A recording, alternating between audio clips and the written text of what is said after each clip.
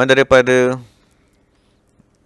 ungkapan yang diriwayatkan daripada Sayyidina Anas bin Malik radhiyallahu anhu ni, menceritakan tentang kelebihan seseorang yang membantu orang lain beribadat.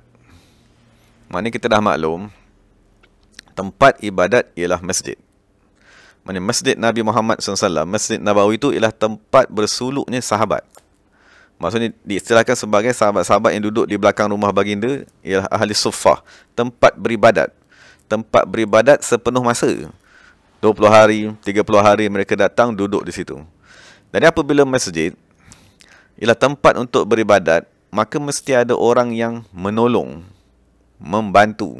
Maksudnya ada satu kumpul, contohnya ada 5 orang datang nak iktikaf 10 hari, 20 hari, maksudnya nak beribadat, mendekatkan diri kepada Allah. Maka mesti ada satu kumpulan manusia yang lain yang tolong 10 orang tadi.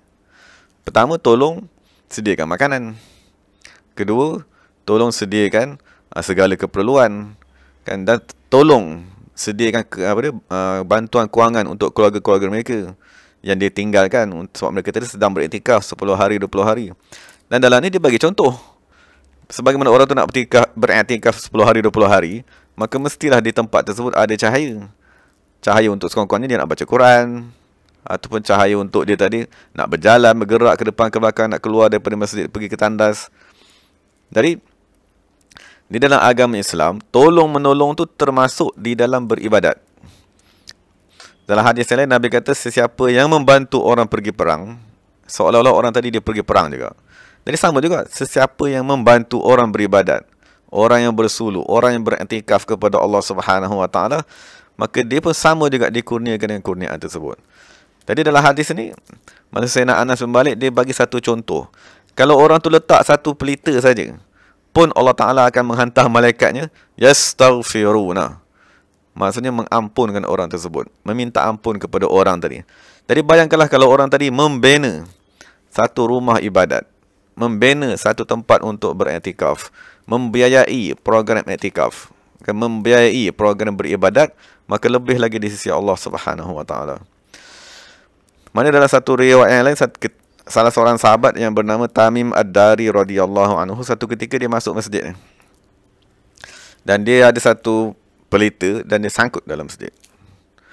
Jadi apabila Nabi datang, Nabi tengok, Nabi tanya siapa yang meletakkan pelita ni, maka Tamim Ad-Dari kata, aku yang letakkan pelita tersebut.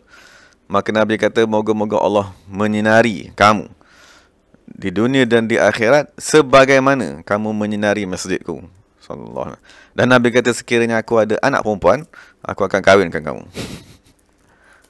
Boleh faham tak? Maksudnya, Tamim Ad-Dari tadi buat satu kebaikan. Kebaikan yang amat agung ialah apa dia? Menyinari rumah ibadat, menghidupkan rumah ibadat supaya orang datang pukul 2-3 pagi pun ada cahaya sikit, tak ada jatuh, terlanggar apa semua. Jadi apabila seseorang tadi berbuat ibadat, mestilah diberikan kurniaan. Jadi apakah kurniaan yang paling agung di dunia dan di akhirat? Maka Nabi bagi tahu SAW, khairu mata'id dunia, sebaik-baik kurniaan dunia ialah al-mar'atus salihah, isteri yang soleh. Jadi Nabi SAW, dialah bapa yang paling sempurna. Dialah bapa yang paling sempurna mendidik anak lelaki dan anak perempuan. Jadi anak perempuan tadilah yang sepatutnya menjadi al-mar'atus salihah, perempuan yang soleh. Dan perempuan soleh inilah sebaik-baik ganjaran yang kita boleh bagi pada seseorang. Maksud tu yang Nabi kata tadi, kalau aku ada anak perempuan seorang lagi, aku akan kahwinkan kepada kamu sebagai ganjaran kepada perkara yang amat baik yang kamu buat tadi.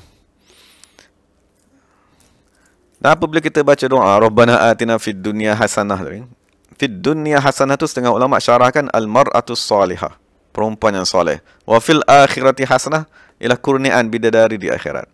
Maksudnya sebaik-baik kurniaan daripada Allah Subhanahu Wa Taala ialah isteri yang solehah, yang membantu, yang menggembirakan suami dan seumpamanya.